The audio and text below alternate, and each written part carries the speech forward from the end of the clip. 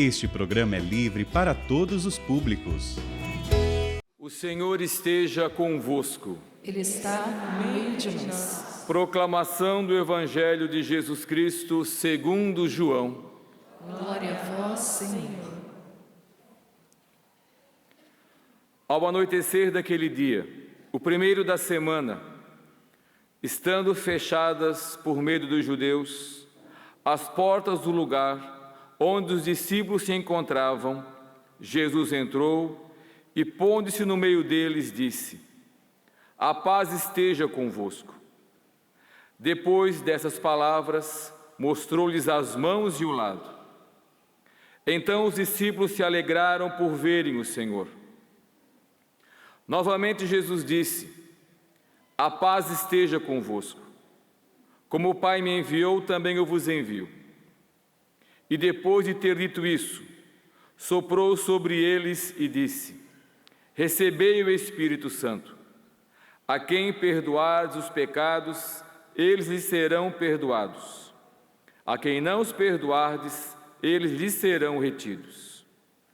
Tomé, chamado Dídimo, que era um dos 12, não estava com eles quando Jesus veio. Os outros discípulos contaram-lhe depois: Vimos o Senhor. Mas Tomé disse-lhes: Se eu não vir a marca dos pregos em suas mãos, se eu não puser o dedo nas marcas dos pregos, e não puser a mão no seu lado, não acreditarei. 8 dias depois, encontravam seus discípulos novamente reunidos em casa, e Tomé estava com eles. Estando fechadas as portas, Jesus entrou, pôs-se no meio deles e disse: A paz esteja convosco. Depois disse a Tomé: Põe o teu dedo aqui e olha as minhas mãos. Estende a tua mão e coloca-a no meu lado. E não sejas incrédulo, mas fiel. Tomé respondeu: Meu Senhor e meu Deus. Jesus lhe disse: Acreditaste porque me viste? Bem-aventurados os que creram sem terem visto. Jesus realizou muitos outros sinais diante dos discípulos, que não estão escritos neste livro. Mas esses foram escritos para que acrediteis que Jesus é o Cristo, o Filho de Deus, e para que, crendo, tenhais a vida em seu nome. Palavra da salvação. Glória a vós, Senhor.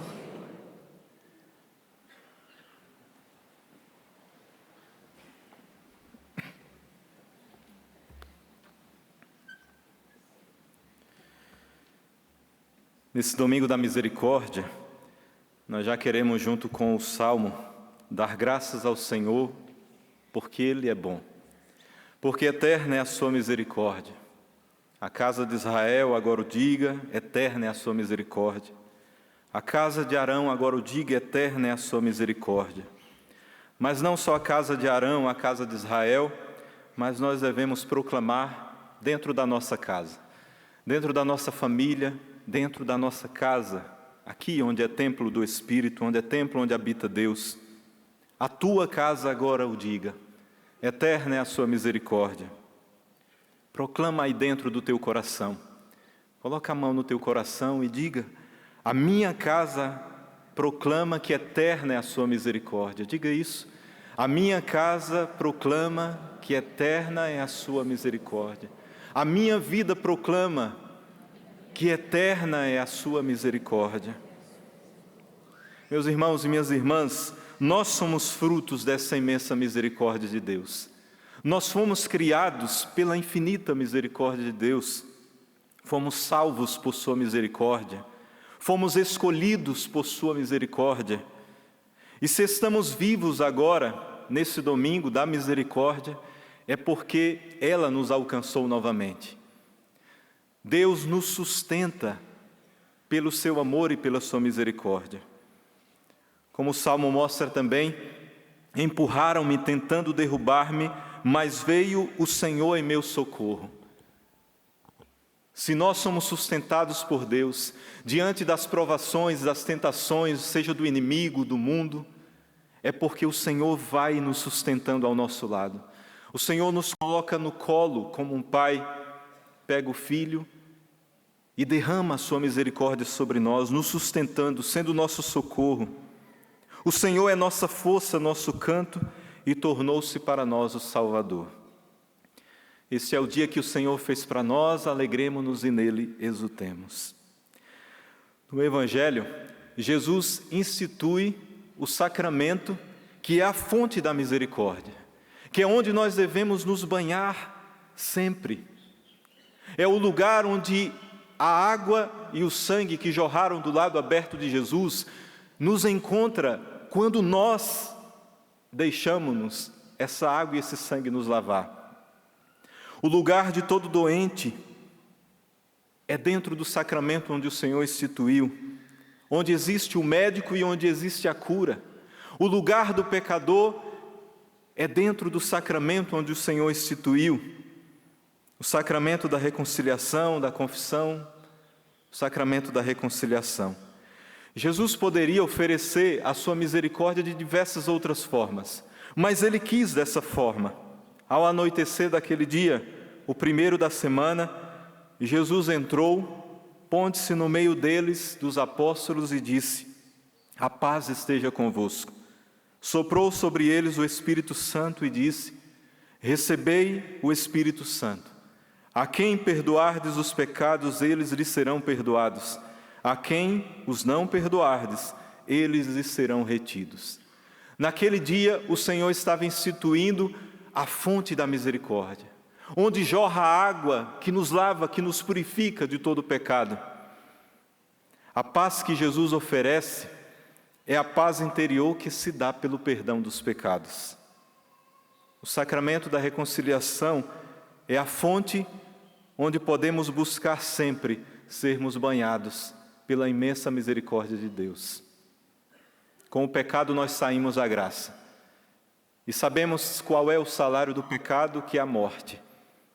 Mas apenas precisamos de 3 coisas para que o Senhor venha com sua misericórdia e o seu amor, nos banhe com esse amor e essa misericórdia e nos salve. A primeira coisa é estar arrependidos.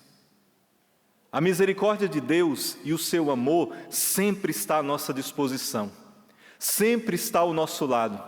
Mas esse amor e essa misericórdia só farão efeito na nossa vida se primeiramente nós nos arrependermos dos nossos pecados.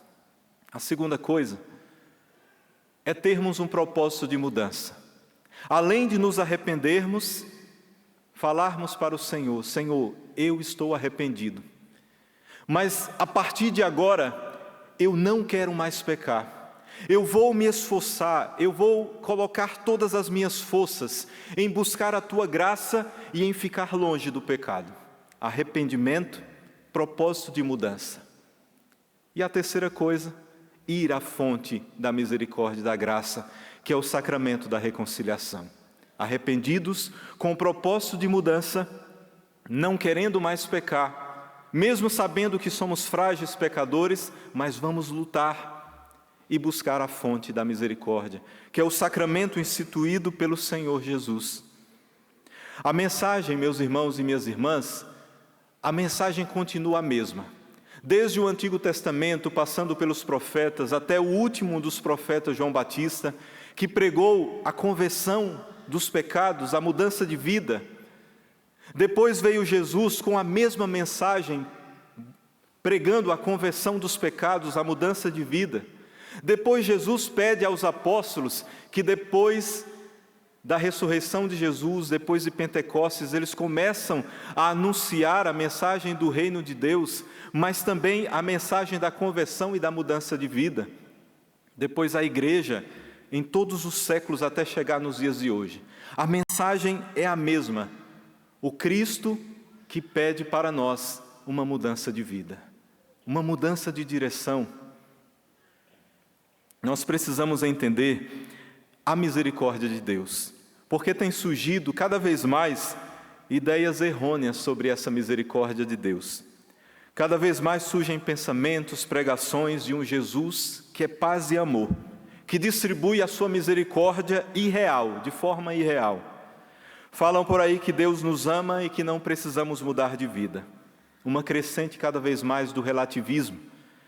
Isso não é pecado, pode continuar vivendo dessa forma. E um relativismo que tem entrado até pelas portas da igreja, que podemos continuar fazendo o que fazemos, podemos continuar vivendo da forma que estamos vivendo, ainda no erro, que posso viver do jeito que eu quero. Veja bem, a única coisa que Jesus não pode fazer é deixar de nos amar. A única coisa que Jesus não pode fazer é deixar de nos amar, porque Ele é o próprio amor. A única coisa que Deus não pode deixar de fazer é deixar de ser fiel, porque Ele é a própria fidelidade. Jesus não pode deixar de ser misericordioso, porque Ele é a própria misericórdia.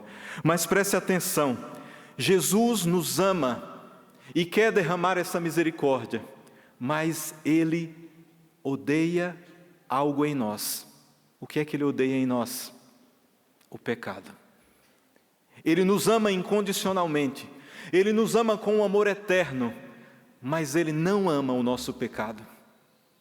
Por isso Ele disse: eu vim para os pecadores, eu vim para os doentes. Por que veio para os pecadores? Para tirar o pecado de nós, para nos redimir do pecado, para nos salvar do pecado que gera morte. Ele veio para os doentes por quê? Porque Ele é o médico dos médicos que quer curar a nossa enfermidade. Não somente a nossa enfermidade física, mas principalmente a enfermidade da nossa alma. Jesus vai continuar nos amando até o último dia da nossa vida. Mas se nós não deixarmos esse amor e essa misericórdia nos invadir, nos banhar, Ele vai continuar nos amando, mas não poderá nos salvar. Os raios da misericórdia de Deus só nos alcançarão se nós estivermos aos pés da cruz. Aos pés da cruz, que é o lugar onde o sangue e a água jorram e caem sobre nós. O lugar de todo cristão é aos pés da cruz a todo momento, que é o lugar onde a fonte jorra e nos banha. Eu lembro daquele jovem rico dos evangelhos, um jovem que correu aos pés do Senhor, se prostrou aos pés dele e perguntou o que deveria fazer para adentrar e alcançar o reino dos céus. Jesus olhou para aquele jovem, diz o Evangelho, que ele olhou e o amou, sentiu compaixão, sentiu misericórdia dele. Mas aquele jovem não foi capaz de dar um passo a mais como o Senhor pediu para ele. De deixar toda a riqueza dele, de dar aos pobres, de segui-lo, porque Jesus o chamou a segui-lo, e aí ele teria um lugar no reino dos céus. Aquele jovem não foi capaz, entristeceu-se e foi embora. Jesus amava aquele jovem. Jesus teve compaixão daquele jovem. Jesus estava pronto para derramar tudo para aquele jovem, mas ele foi embora. Se nós permanecermos aos pés da cruz, sempre teremos a misericórdia. Portanto, se nós buscarmos e fugirmos do Senhor, não buscarmos a sua presença, não teremos a fonte onde jorra sobre nós e nos salva. Quantas pessoas insistem em permanecer no erro, permanecer no pecado, em buscar outras fontes de água, em cisternas rachadas, que não encontrarão a fonte onde sana a sede. A fonte é ao lado do Cristo. O amor e a misericórdia que Jesus nos oferece nos impulsiona a mudar de vida. É como um combustível de santidade, que nos impulsiona a ser santos, que nos faz querer a santidade, que nos faz querer estar próximo da fonte. Não tem como ser alcançado pela sua misericórdia e querer estar distante dele. Não tem esse ser humano que foi encontrado pelo amor e a misericórdia de Deus que quer estar distante do Senhor. Não, todo aquele que provou do amor de Deus, esse quer permanecer ao lado, quer permanecer ao lado dele. Jesus não é paz e amor como o mundo entende, que aceita tudo. Ele é a paz, mas a paz que é gerada do perdão dos pecados, quando o coração é curado pela misericórdia dele. Ele disse: a paz esteja convosco. Mas essa paz que é gerada do encontro com o Senhor, da permanência ao lado dele. Jesus é amor que salva, e não que apenas entende e compreende a gente. Ele entende e compreende, mas ele quer salvar.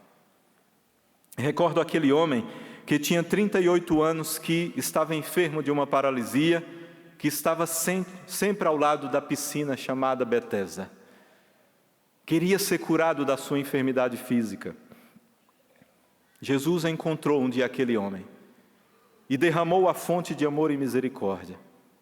Mas no final, Jesus pede algo para ele: eis que ficaste são, já não peques, para não te acontecer coisa pior. Jesus curou a paralisia física daquele homem, mas o que Jesus mais quis fazer nele foi a cura da sua alma. E depois Jesus pede: não peques mais.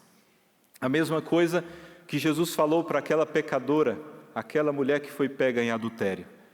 Foi colocada aos pés de Jesus. Jesus banhou com o seu amor e a misericórdia. Disse: eu não te condeno, mas vai e não peques mais.